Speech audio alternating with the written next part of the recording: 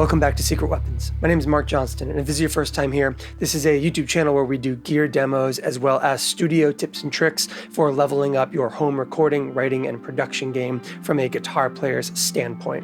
If that's the kind of thing that might appeal to you, I would love it if you'd hit that subscribe button and stick around for future videos. Today we are taking a look at the Anasounds and Third Man Records La Grotte. Right at the outset, I want to go ahead and clarify that I'm going to avoid saying the name of this pedal as much as possible.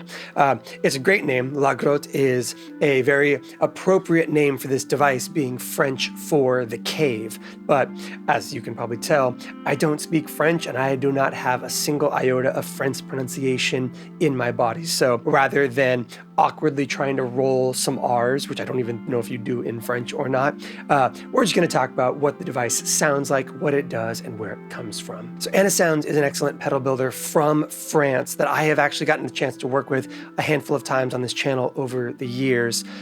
They are great builders, and I've been really impressed with some of the stuff they've made over the years, including the precursor to this device, which is a series of spring reverb pedals that they made that I got to try at NAMM at this point 4 or 5 years ago, I want to say. And the idea was really intuitive and interesting.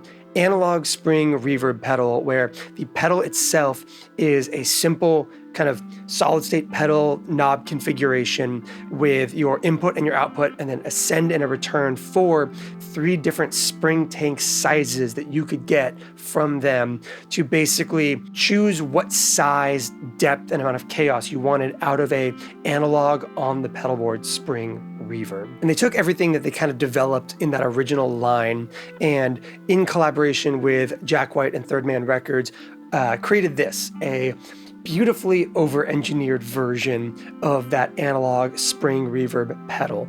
What you have here is really interesting. You have 3 springs and a spring tank on the right side of the pedal. You have your dry level, your wet level, your 2-band EQ for the wet channel. But here's where things get really interesting. This thing has a built-in preamp, which I would kind of describe as very EP2 or EP3-esque in its kind of preamp gain. It applies to both your dry and your wet signal, basically allowing this thing to be very kind of similar and very kind of reminiscent of what you would get out of an old Echoplex style analog delay device, but for reverb. And it's at this point in the video that I do want to say, do not be afraid if you pick one of these up to open this device up. Not only is it really interesting to be able to kind of like mess around with the springs a little bit, but inside this device is a series of internal Trimpots and switches that will allow you to customize and fine-tune this device for kind of exactly what you would want to use it for. You heard on that intro track that we obviously used it on all of our guitars. That was on my pedal board ahead of my amplifier. But in that B section, we have spring reverb on the snare hits. And we accomplished that by putting this thing in an auxiliary send in my DAW and routing my snare drum through this device. And the way we do that is opening this up and flipping the internal -10 dB pad, basically allowing this thing to take line level signals for kind of studio applications, allowing this to be used as a send and return in your production workflow rather than just being an instrument level style device. You also have the ability to set this thing into true bypass or trails mode internally, as well as the ability to basically have a fade applied to the audio processing through the wet channel. What that essentially means is when you power this thing on, when you activate it, especially if you're playing in a live environment and you are stomping on your pedal, you know, this thing is, if you can, I don't know if that's picking up or not, you can hear the springs rattling. If you kick a spring tank, it makes noise. If those springs rattle, it creates noise. And so if you stomp on this thing in a live environment, you could get that splash of kicking a spring reverb. This thing has a fade option so that when you activate or deactivate the pedal, it actually tapers the volume in and out, kind of getting rid of that splash if you want to avoid it. There is also a true bypass or buffered switch internally in this device, which is really useful because, like I said, this thing has that kind of EP3 style preamp gain character to it on your wet and your dry signals. And so what that means is when you activate this thing, you are both turning on the reverb, but you're also turning on that boost circuit, that preamp gain circuit for your dry guitar as well. If you don't want your guitar tone, volume, and timbre to change when you turn on your reverb, you can turn on the true bypass switch to trails, which will basically mean that that dry volume control right there, even in bypass, will not only set your level, but will also always be coloring your signal with that preamp gain. So that is either a huge win for somebody who wants that kind of vintage amp top wet device preamp thing all the time in their amp, which really can be a wonderful amp sweetening tool, but also can be the kind of thing that is a little bit buyer beware. If you just want a conventional spring reverb that doesn't color your dry tone at all, this may not be for you, but for somebody who wants that understandably very Jack Whitey, kind of vintage tone and grit and splatter and everything, this thing delivers that in spades in a variety of different configurations, which is quite cool. I am partial to nearly maxing it out personally. We will get into our sound samples here now, and we will start with kind of a mid-gain, as close to kind of factory setting as it came, and walk through the kind of like on-the-face controls. But we are then going to open this device up and lay it out on my desk in front of the camera, where you have kind of like a visual of the spring tank itself, as well as all of the trim pots and dip switches, and we'll dig into the ways you can modify and adjust and fine-tune the La Grotte to your specifications. So let's get to our sound samples. As always, before we get into our sound samples, let's talk through our signal chain and the context we're working in. I'm playing my 29 Pedals EUNA into the Cali 76 FET compressor by Origin Effects, the 1981 Inventions LVL, the Chase Bliss and Zvex Bliss Factory fuzz pedal, the Benson Germanium boost, and the Chase Bliss Thermae. From there, we go to the Anasounds La Grotte, and then out to our amplifier, which is the Benson Monarch Plus, running into the Universal Audio aux box. From there, we are recording in Universal Audio's Luna, where we are using a Neve 1073 preamp for our guitars, and we are mastering into the Warm Audio bus compressor with no other post-processing involved. My guitar, the Music Man St. Vincent Goldie, into the Benson Germanium boost, and the amplifier with no other effects sounds like this, and this will be our clean tone.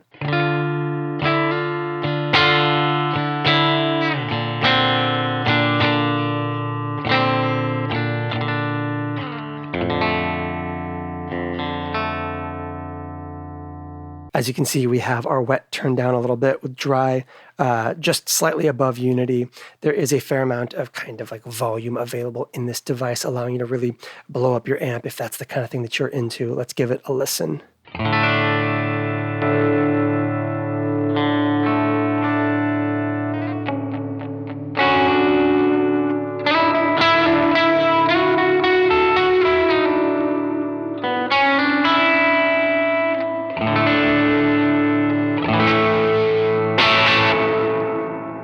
So before we start getting into the actual reverb side of this thing, let's take our wet completely out and just listen to where kind of like unity is on our dry and how much kind of additional gain and boosting you can do with this device. So here's our dry tone again.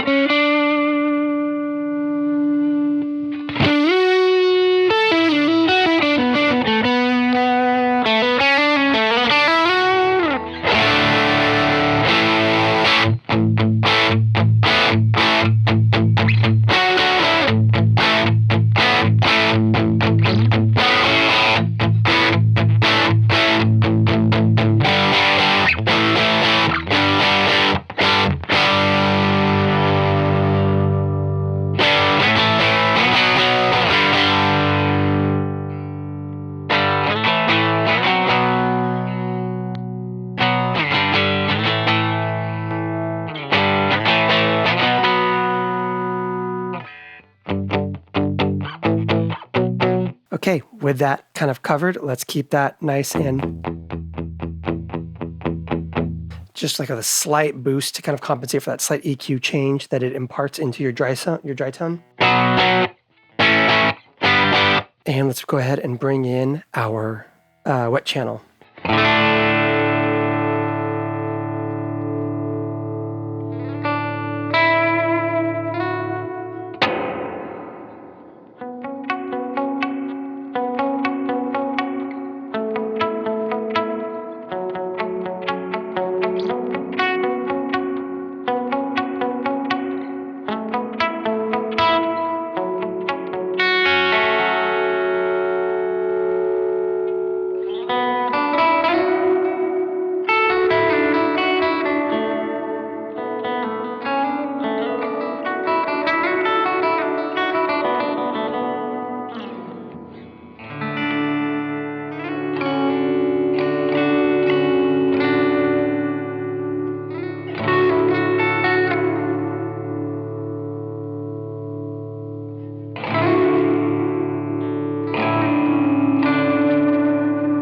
Of course, as you bring that wet up, it kind of accentuates the preamp gain built into this thing more and more. So the more you bring it up, the kind of grittier it's going to be, especially in relation to how it hits your amplifier.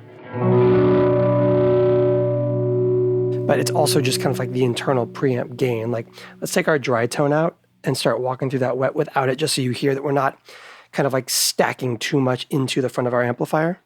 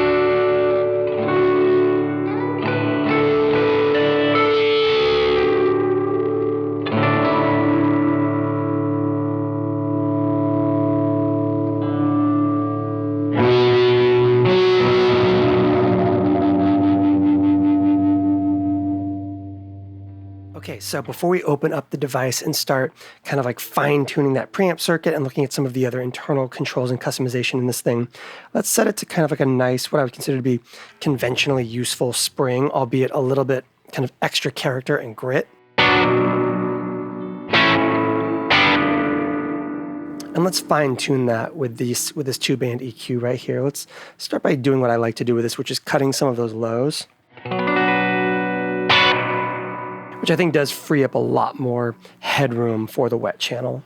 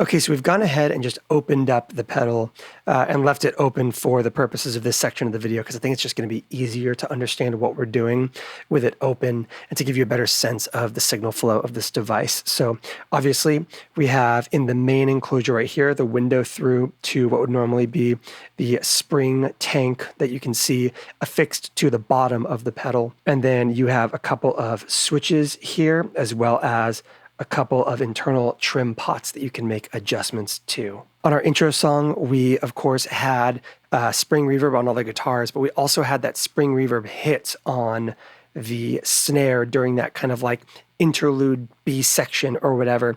And that was kind of set up in an aux send on my desk for reamping by engaging this pad right here, which is a negative 10 dB switch. So you can just kind of hear it really quick.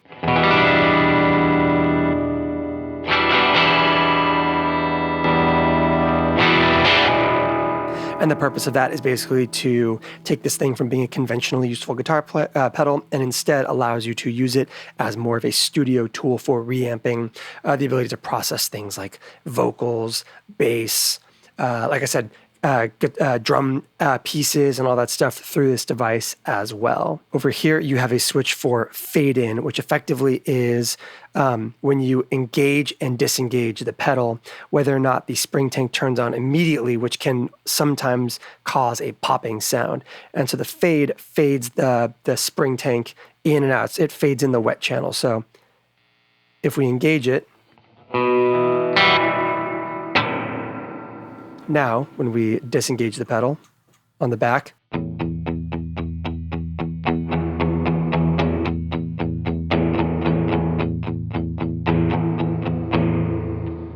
so as you can hear, that doesn't hard turn on and off. So if you disengage that, you've got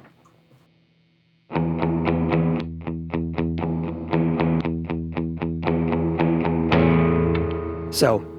Yeah, as you can tell, it's a hard on-off or a faded in and faded out wet channel when you bypass the device.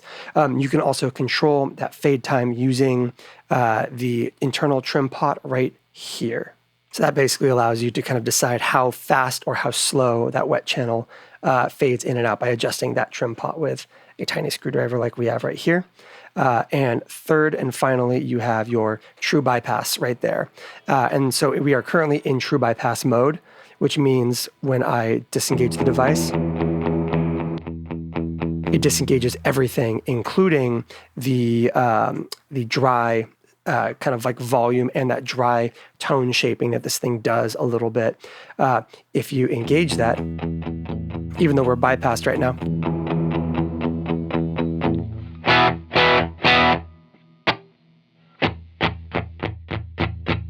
you can see those lights, they engage because I'm still running through the circuit, and whatever I do to set that volume on this thing, that is processing my dry guitar all the time now.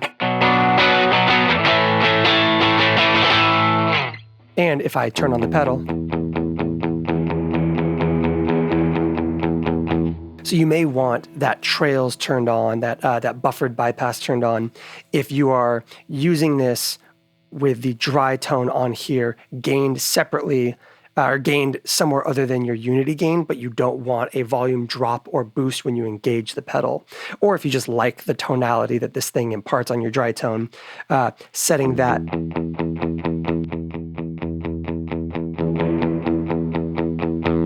and again, you can do things like turn on that fade, which will probably solve for that.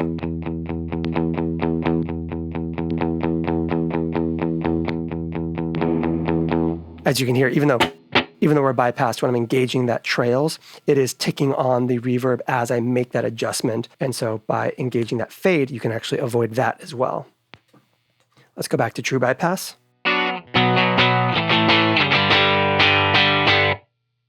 Let's re-engage the pedal.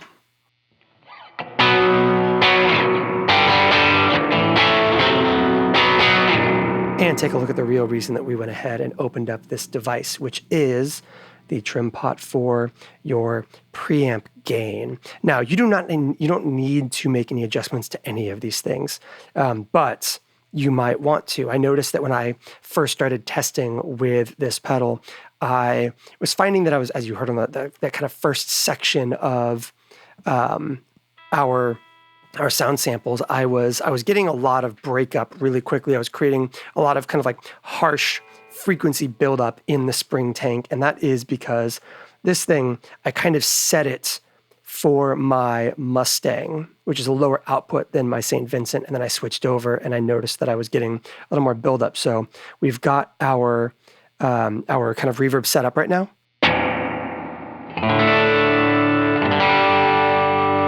And I'm going to go ahead and I'm going to adjust that Trimpot.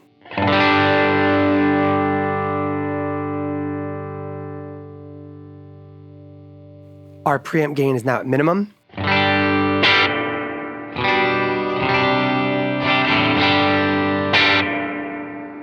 And we can now flip this thing over carefully. And we can actually get a lot more space out of our wet channel.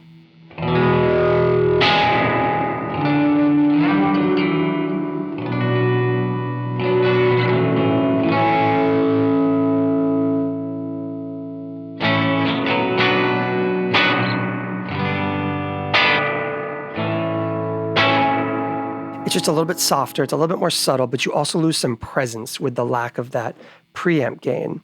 So let's bring down that wet channel just a little bit again, because we're now going to start gaining that up in the opposite direction to create a much more broken and kind of gainy and grainy, but also more present reverb.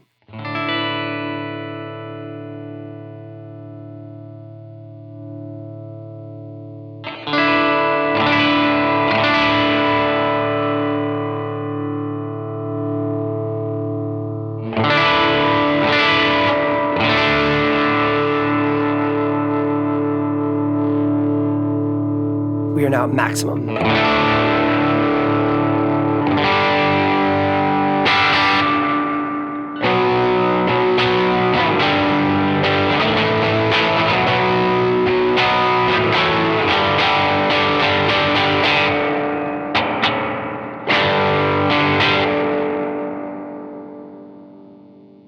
And once again, because that preamp colors your dry signal as well, that gives you some space to make this either a much cleaner or a much more aggressive drive circuit. I guess preamp circuit's a better term for it. So let's go ahead and let's gain down to minimum again.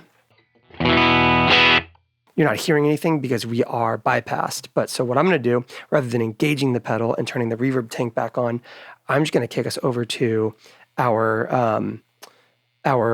bypass mode, the buffered bypass. So now, true bypass, tails, or buffered bypass. And now you can hear just how much preamp gain you can actually pull out of this thing for your dry guitar tone.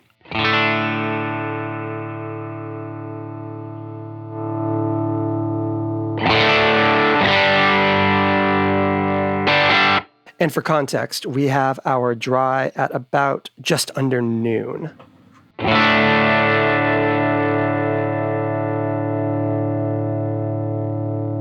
And now we've maximized our gain.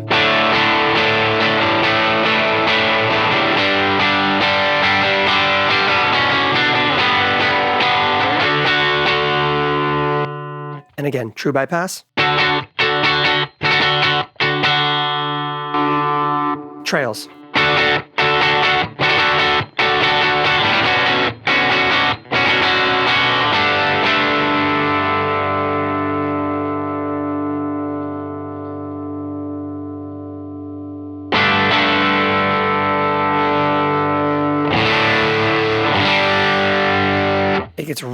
It gives you a ton of that kind of like what reminds me of an EP3 kind of sound.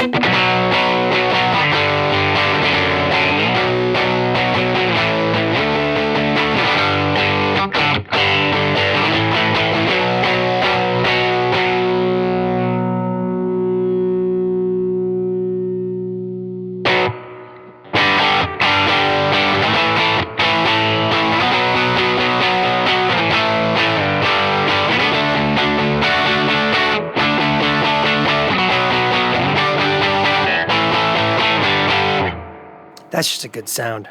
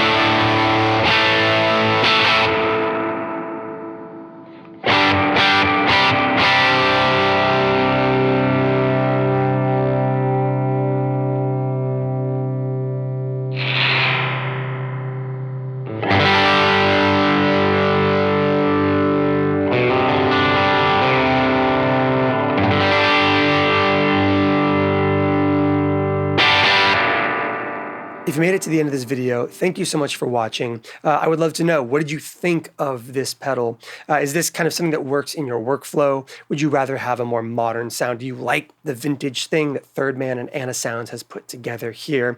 I'm always curious to hear from people who are both subscribers and newcomers to the channel what they thought of kind of anything we're doing on this channel, because that's half the fun, is having the discussion. So thank you for watching. I will see you in the comments, and I will see you next time.